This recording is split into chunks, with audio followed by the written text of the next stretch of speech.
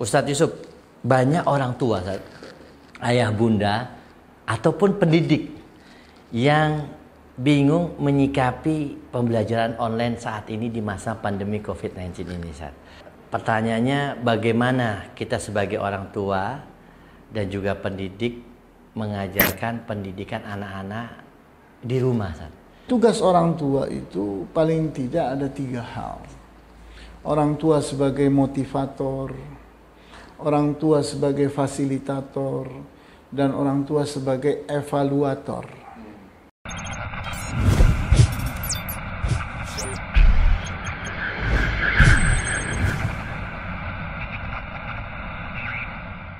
Assalamualaikum warahmatullahi wabarakatuh. Alhamdulillah wassalatu wassalamu ala rasulillah wa ala alihi wa ashabihi wa man wala amma ba'd. Ayah bunda dan juga para pendidik dimanapun antum berada, alhamdulillah hari ini Kak Muslim bisa berkunjung ke salah seorang ustadz kita, guru kita, yaitu Al-Ustadz Yusuf Usman Baisa LC Hafidhahullah. Kita sapa terlebih dahulu beliau yang sudah bersama kita saat ini. Assalamualaikum Ustadz. Assalamualaikum. Apa kabar Ustadz Yusuf? Sehat Ustadz? Masya Allah, barakallah. Alhamdulillah, senang sekali Kak Muslim bisa hadir di kantor sekretariat ini Ustadz.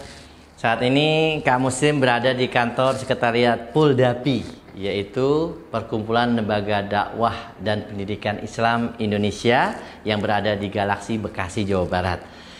Kita perkenalkan dulu, insya Allah beliau adalah Ketua Pembina Puldapi, yaitu suatu perkumpulan lembaga dakwah dan pendidikan Islam Indonesia. Dan juga Ustadz Yusuf ini beliau mudir pesantren Al-Irsyad Salatiga tahun 1999 saat ya? 90, maaf. Ya, tahun 1990 sampai tahun 2000. Masya Allah, 10 tahun saat ya. Luar biasa, Masya Allah. Dan juga beliau menjabat sebagai Wakil Ketua DPP Perhimpunan Al-Irsyad di Jakarta, Ustaz.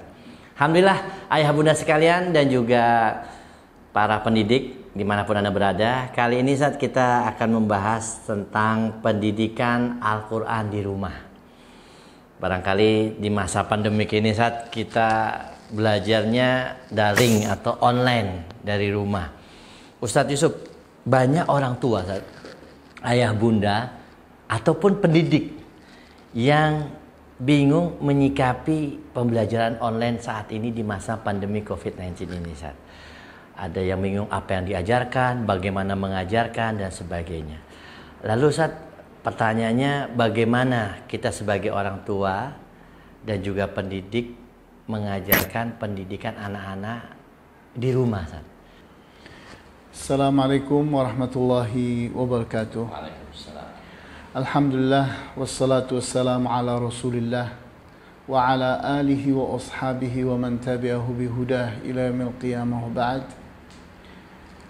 Para pemirsa sekalian, para ayahanda dan ibunda buat anak-anak kita yang lucu-lucu, di mana pada kesempatan kali ini saya diberi kesempatan untuk berbicara tentang pentingnya pendidikan Al-Quran di dalam rumah.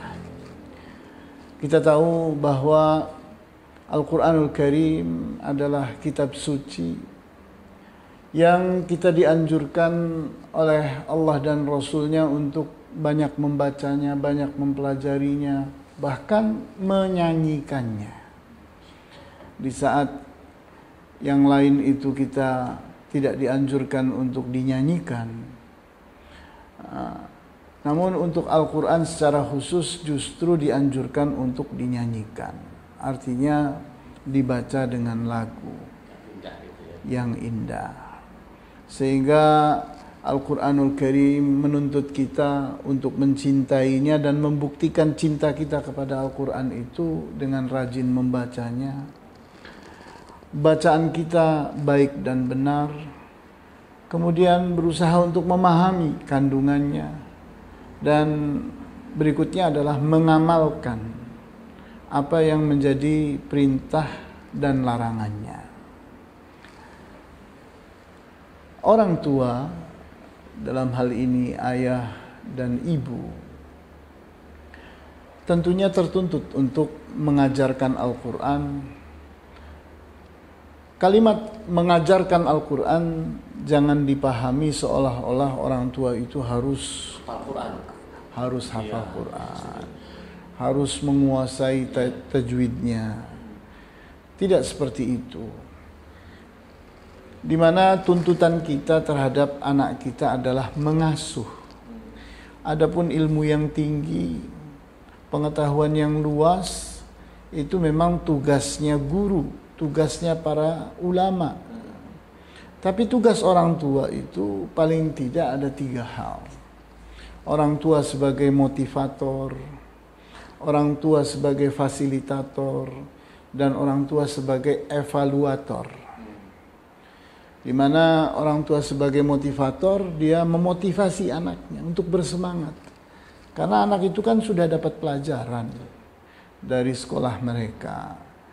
Sementara dalam situasi yang seperti ini, mau atau tidak mau anak itu berada bersama orang tuanya di rumah. Sehingga peranan orang tua itu jadi besar sekali. Maka dia memompa semangat anaknya untuk banyak belajar Al-Quran, rajin, terutama menghafalkannya. Karena menghafalkan itu kalau semangatnya tidak tinggi, tidak kejadian. Sulit sekali orang menghafalkan Al-Quran kalau semangatnya itu tidak.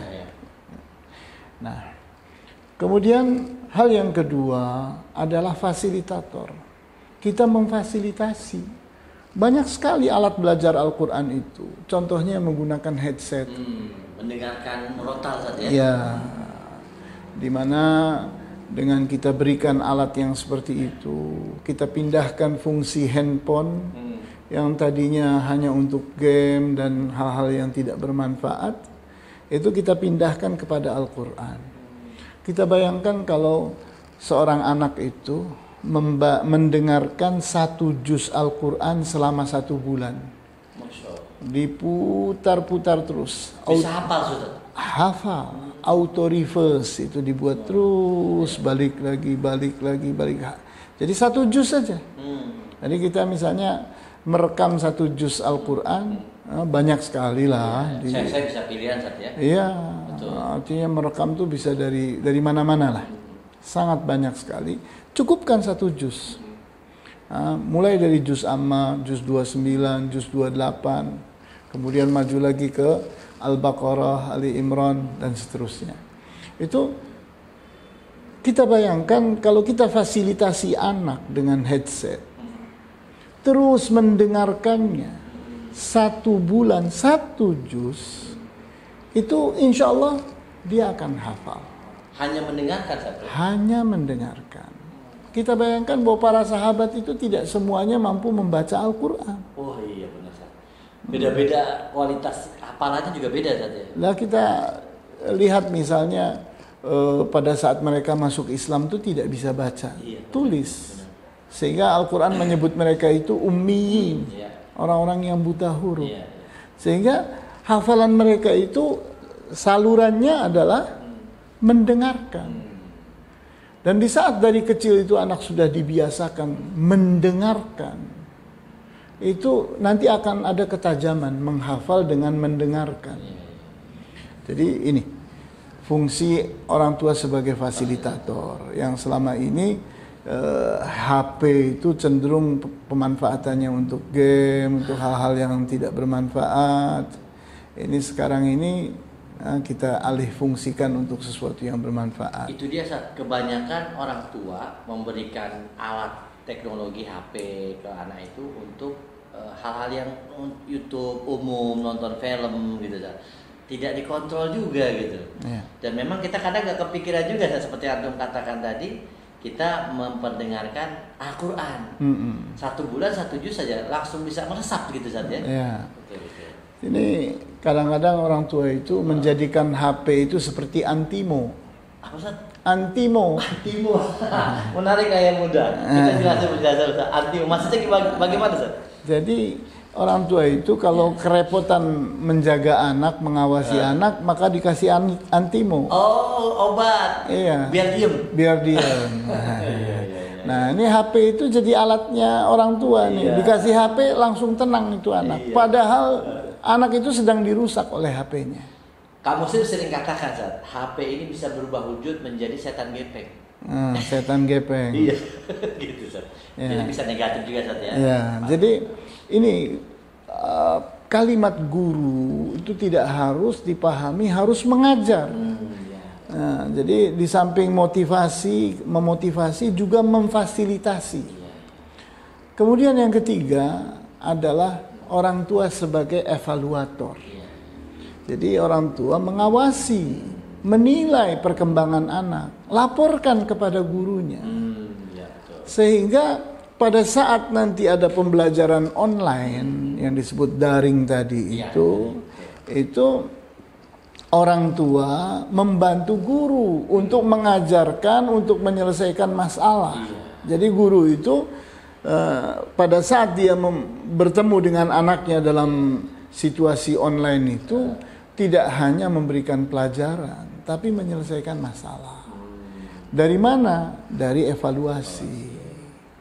Jadi memang orang tua juga perlu berperan aktif saja dalam pembelajaran online di rumah seperti ini. Ada evaluasi seperti Ustaz Yusuf katakan sebagai evaluator, evaluasi sehingga ada kerjasama dengan pihak sekolah begitu. Pastikan bahwa pembelajaran online itu kalau tidak didukung oleh orang tua gagal. Oh gitu, Ustaz. Ini menarik, Ustaz. Khususnya buat para praktisi pendidikan, Ustaz. Kadang-kadang guru juga itu bingung saat ini, kita sudah anaknya banyak gitu kan, ratusan, kemudian tugas banyak, evaluasinya juga kerepotan kalau tidak dibantu orang tua. Karena guru itu memiliki keterbatasan. Dia secara pasif melihat muridnya. Dia hanya bersandar kepada kesadaran muridnya. Nah, akhirnya terpindahlah kewajiban guru untuk mengawasi, guru untuk memotivasi, guru untuk memfasilitasi pindah kepada orang tua. Kadang ada pertanyaan begini, Ustaz Yusuf. Orang tua mengatakan kita kan sudah bayar SPP. Kita serahkan ke guru, kenapa jadi kita yang repot juga sebagai orang tua? Bagaimana seperti ini? Sebetulnya kalimat yang salah seolah-olah SPP itu membeli guru. Oh gitu. Atau membeli sekolah. Padahal guru itu manusia, sekolah itu sebuah lembaga yang artinya orang tua saja yang anaknya sedikit kewalahan, apalagi sekolah yang anaknya ada banyak. Jadi SPP itu tidak menjamin apa-apa, apalagi ternyata SPP itu kan terbatas untuk membiayai hal-hal yang memang telah ditentukan. Tidak ada di sana unsur seolah-olah mengikat guru untuk tidak bergerak sebagai seorang manusia. Masya Allah. Kemudian ada beberapa hal lagi, Ustaz, yang perlu diketahui juga oleh ayah bunda dan juga para pendidik di rumah, Ustaz. Saat seperti ini belajar daring atau online di rumah, apa saja sih yang diajarkan oleh orang tua ayah bunda di rumah kepada anak-anaknya, Ustaz? Supaya ayah bunda juga punya pegangan, punya arahan ketika mengajarkan atau mendidik anaknya sama belajar di rumah, Ustaz. Berbicara tentang ayah dan bunda mengajarkan apa saja di rumah. Sesungguhnya mengajarkan anak itu kewajiban awalnya itu kewajiban orang tua. Hanya saja kendala utamanya adalah ilmu yang luas. Betul. Sehingga kalau orang tua itu harus berilmu luas ya memang sulit. Nah, tapi bukan berarti ketidakluasan ilmu itu menyempitkan fungsi orang tua dalam mengajar. Di mana mengajar anak itu banyak sekali. Di antaranya tugas-tugas yang diberikan oleh sekolah kepada anak itu harus benar-benar dikerjakan oleh orang tua. Sehingga di sini fungsi orang tua itu membimbing dan mengarahkan agar anak itu menjalankan tugasnya. Nah, kemudian yang tidak kalah penting bahwa anak itu tentunya sebagai manusia telah Allah berikan dua hal dalam dirinya, baik dan buruk. Seperti disebutkan dalam Al-Quran, fahadainahun najdain. Maka kami telah tunjuki manusia itu semenjak lahir 2 jalan, jalan baik dan jalan buruk, jalan benar dan jalan salah, jalan yang bermanfaat dan jalan yang berbahaya. Itu sudah ada bersama setiap anak semenjak lahir, sehingga anak itu dari kecil itu sudah kelihatan dua-duanya. Kejujuran ada pada dia, juga bohong ada pada dia. Anak mudah mengalah kepada saudara-saudaranya, tapi dalam waktu yang sama juga dia egois, suka egois dan suka merebut. Jadi kebaikan dan keburukan itu sudah ada bersama anak semenjak lahir. Nah, di sini fungsi orang tua untuk meredam setiap yang buruk dan mengembangkan, menumbuh kembangkan setiap yang baik. Dan itu yang prinsip ya Ustaz ya, dalam pendidikan dasar dari situ ya Ustaz ya. Ya, jadi di saat orang tua itu selalu mengingatkan itu, di saat anak bohong misalnya, diingatkan, nah ini tidak baik, bohong itu tidak akan menyelamatkanmu. Kadang-kadang mereka berpikir, masih kecil ini nggak apa-apa. Oh, tidak bisa. Oh gitu Ustaz. Pelajaran akhlak dan adab itu justru dipaku pada saat dia kecil. Kalau anak itu sudah baligh, itu sudah sulit diajari akhlak, karena dia sudah merasa dirinya besar, sudah merasa dirinya dewasa. Maka orang tua itu punya kewajiban mengantarkan anaknya untuk beradab dan berakhlak sampai dia itu baligh, sehingga pada saat dia baligh sulit diatur, sudah tercetak pada dia akhlak yang baik. Berarti pendidikan akhlak tuh dimulai dari rumah Ustaz ya? Ya. Orang tua itu punya waktu yang banyak, betul, punya kesempatan yang banyak. Sementara guru itu di hadapannya ada murid yang sangat banyak, sehingga tidak punya fokus terhadap anak per anak. Nah itu, jadi ini pelajaran akhlak. Kemudian pelajaran yang juga bermanfaat adalah bagaimana berbahasa yang bagus, berbahasa yang baik dan benar. Itu penting sekali. Kelancaran public speaking pada orang tua itu akan membuat anak itu punya kemampuan public speaking yang bagus. Jadi berbahasa di hadapan orang lain. Berpengaruh ke anak ya, komunikasi sehari-hari di rumah. Pasti. Kalau orang tua itu tidak mampu mengendalikan lidahnya di rumah, tiap hari didengar dan diperhatikan oleh anaknya, maka itu yang akan tercetak pada anak, kemampuan public speaking ini. Buah jatuh nggak jauh dari pohonnya saat kalau patah. Jadi pendidikan bahasa. Kemudian pendidikan yang lain yang juga sangat menentukan adalah pendidikan membaca, hobi membaca. Jadi orang tua itu harus pandai mengarahkan hobi. Hobi yang baik, hobi yang benar, hobi yang bermanfaat, itu harus dimiliki oleh anak. Sehingga inilah yang akan menjamin keselamatan anak. Di saat anak itu tidak punya hobi yang bermanfaat, nanti akan punya hobi yang buruk. Terbukti. Ya. Karena anak sekarang jarang yang hobi membaca kan? Main game, main YouTuber. Ini orang tua gimana nih nyikapin ini? Karena dianggapnya modern gitu. Apakah harus di-cut atau bagaimana? Orang tua itu harus mewaspadai pendidikan anaknya dari peralatan-peralatan itu, sehingga kontrol orang tua, pengawasan orang tua terhadap penggunaan peralatan teknologi canggih ini itu sangat menentukan terhadap prestasi anak di masa yang akan datang. Di saat orang tua itu sangat perhatian bahwa HP itu harus bermanfaat, maka dibimbing, diarahkan supaya HP itu jadi positif, bukan jadi negatif.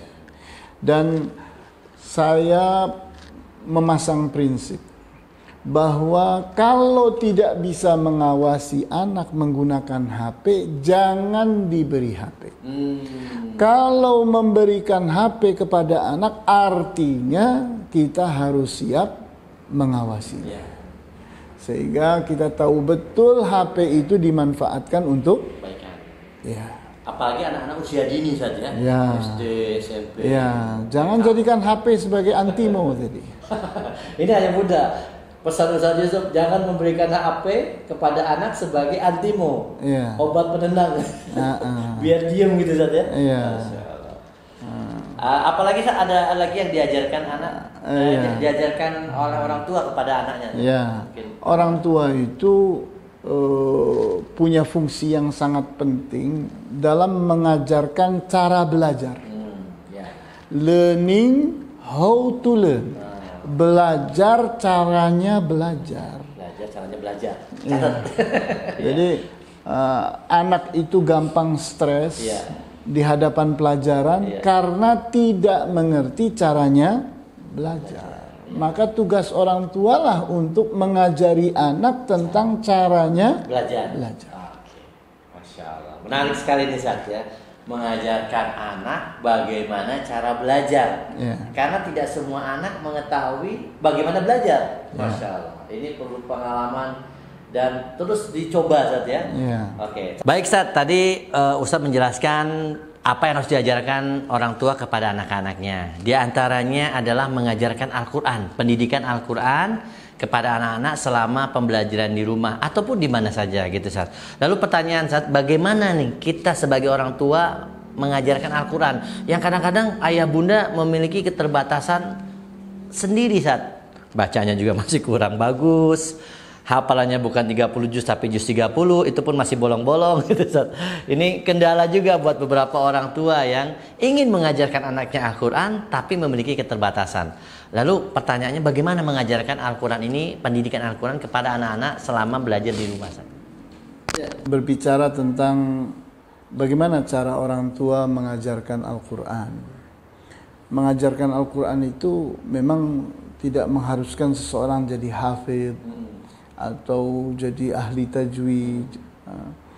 Minimal orang tua itu yakni mengerti apa-apa yang sedang dipelajari oleh anak itu.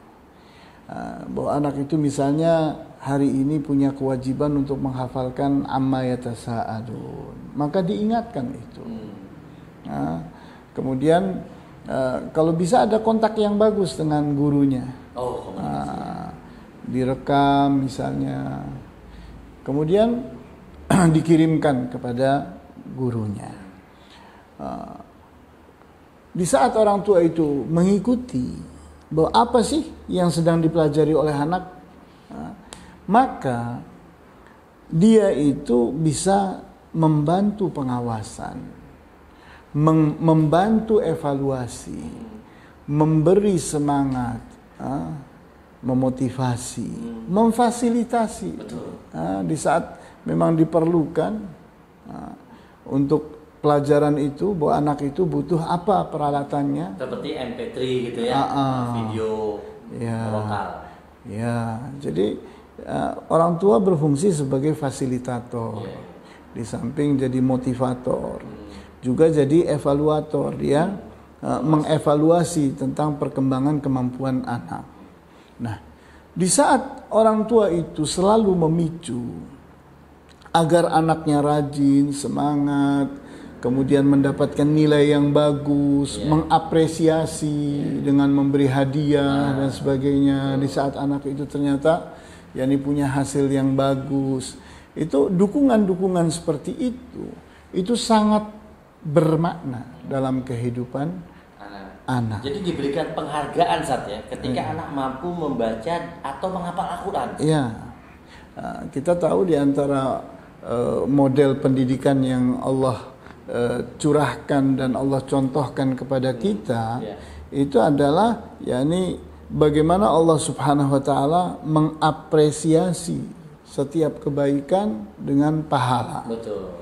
Kemudian mengancam, memperingati setiap yang buruk itu dengan dosa. Kemudian Allah peringatkan manusia dengan neraka, Allah janjikan manusia dengan surga. Nah, ini kan bentuk pendidikan bahwa kita itu harus menjadi pendukung setiap yang baik, setiap yang benar, setiap yang bermanfaat, dan kita sebaliknya. Nah, kita harus menjadi orang yang menahan, menghalangi setiap sesuatu yang buruk, sesuatu yang salah, sesuatu yang berbahaya. Nah, di saat orang tua itu ada di posisi ini, sesungguhnya dia itu sedang mendidik. Karena pendidikan itu adalah pembiasaan. Allah bisa karena biasa. Oh, iya, betul. Jadi Allah bisa karena biasa. Ini perlu dicatat ayah bunda. Masya Allah. Jadi pembiasaan saja. Ya, pendidikan itu adalah pembiasaan. Betul. Di mana dengan pembiasaan itu anak itu nanti akan punya kemampuan. Karena setiap potensi itu akan jadi kompetensi di saat ada pembiasaan. Kemudian yang akan mengekalkan, melestarikan, memantapkan potensi dan kompetensi anak itu adalah perhatian. Kasih sayang orang tua itu harus diwujudkan dalam bentuk perhatian. Bukan hanya materi saja. Bukan. Ya, salah satu bentuk perhatian itu adalah dengan materi. Tapi yang paling penting itu dengan bertanya, memperhatikan kalau salah, kemudian memuji kalau benar, kemudian memberikan laporan-laporan kepada guru dan sebagainya. Terus anak itu dipantau, diperhatikan. Itu adalah wujud kasih sayang. Masya Allah. Masya Allah. Ini banyak sekali ilmu yang kita dapat dari Ustadz Yusuf Usman Baisa ya. Semoga ini bisa kita jadikan sebagai ilmu dan juga sharing pengalaman dari beliau sebagai seorang pendidik dan juga seorang ayah yang mengajarkan pendidikan anak-anaknya di rumah, juga pendidik yang mengajarkan para murid-muridnya di pesantren. Mungkin ada pesan di akhir diskusi kita saat buat para orang tua terkait pendidikan anak di rumah, khususnya pendidikan Al-Quran. Ya. Setelah kita tadi berbicara dan berbincang tentang pendidikan Al-Quran di rumah, maka hendaknya tertanam di benak kita bahwa pendidikan Al-Quran di rumah itu tidak kalah pentingnya dibandingkan dengan pendidikan Al-Quran di sekolah atau di pesantren ya, atau di pesantren, di mana pastikan bahwa di pesantren atau di sekolah itu ilmu, tapi di rumah itu ada penanaman, di rumah itu ada pengasuhan, di mana sehebat-hebatnya guru, kasih sayangnya tidak akan mampu mengalahkan kasih sayang orang tua. Mustahil ada guru kasih sayangnya bisa mengalahkan kasih sayangnya orang tua. Maka kasih sayang orang tua itu harus diwujudkan dalam bentuk perhatian. Perhatian yang sangat besar. Karena perhatian inilah yang akan membentuk anak. Nah, kita tahu bahwa anak nakal itu adalah anak yang gila perhatian. Di saat orang tua itu memberikan perhatian yang cukup, perhatian yang besar, perhatian yang betul-betul memuaskan anak itu tidak akan menjadikan anak itu nakal. Karena anak itu akan mencari orang tuanya. Karena kurang perhatian ya. Iya, begitu. Baik, terima kasih Ustaz Yusuf atas diskusinya. Baik, ayah bunda dan juga para pendidik, demikian diskusi santai kita bersama Ustadz Yusuf Usman Baisa LC Hafizullah. Beliau adalah pendidik dan juga ayah orang tua yang telah mendidik anak-anaknya dan murid-muridnya sekian puluh tahun. Walhamdulillah Allah berikan hidayah dan karunia-Nya sehingga banyak anak-anaknya dan juga murid-muridnya yang sukses dalam pendidikan dengan bingkai Al-Quran dan Sunnah ala fahmi salaful ummah. Demikian pemirsa sekalian, ayah bunda dan juga para pendidik dimanapun antum berada. Kak Muslim diskusi dengan Ustadz Yusuf Usman Baisa, Ketua Pembina Puldapi, Perkumpulan Lembaga Dakwah dan Pendidikan Islam Indonesia di kantor sekretariat beliau di Galaksi. Terima kasih Ustadz Yusuf, jazakumullah khairan atas waktunya, ilmunya dan semuanya, semoga bermanfaat. Barakallahu fikum. Insya Allah kita akan sharing lagi di channel Cintaku TV bersama Kak Muslim terkait dengan pendidikan, khususnya pendidikan Al-Quran buat kita semua. Demikian, wabillahi taufiq wal hidayah. Wassalamualaikum warahmatullahi wabarakatuh.